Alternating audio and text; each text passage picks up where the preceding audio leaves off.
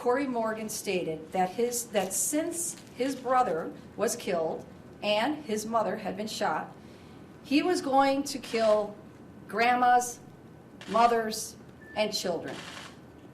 Morgan, Doty, and another uncharged co-defendant were all members of the Black Peace Stones, and they began going out daily, armed with guns, looking to retaliate.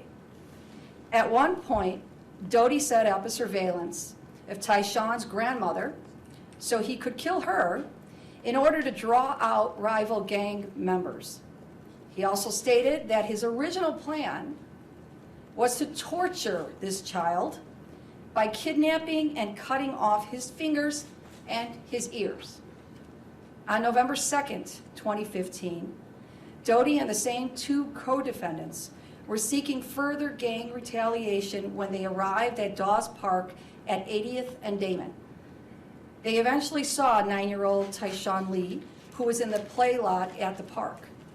Tyshawn had gone to the swing set his basketball down, and was playing on the swings. Morgan and the third defendant left the play lot and drove away in an SUV, and Doty stayed behind in the playground area. Doty then picked up Tyshawn's basketball and began dribbling it a few times before giving it back to Tyshawn. He then asked the child if he wanted to go to the store.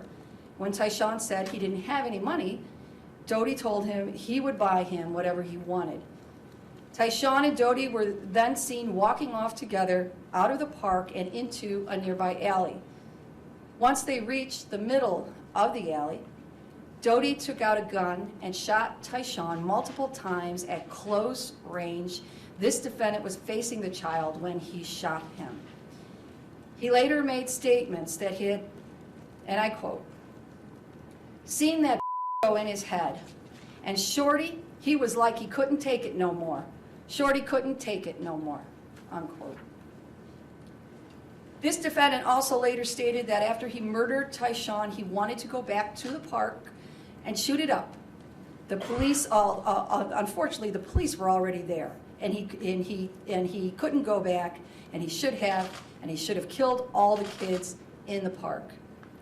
This defendant also stated that he had been working on a rap song in which he talks about his killing of Tyshawn Lee. As you know, I have been a prosecutor here in Chicago for nearly 30 years, and I've tried hundreds of cases involving senseless gang violence and gang-related homicides on the streets of Chicago that involved unspeakable acts of rage and violence.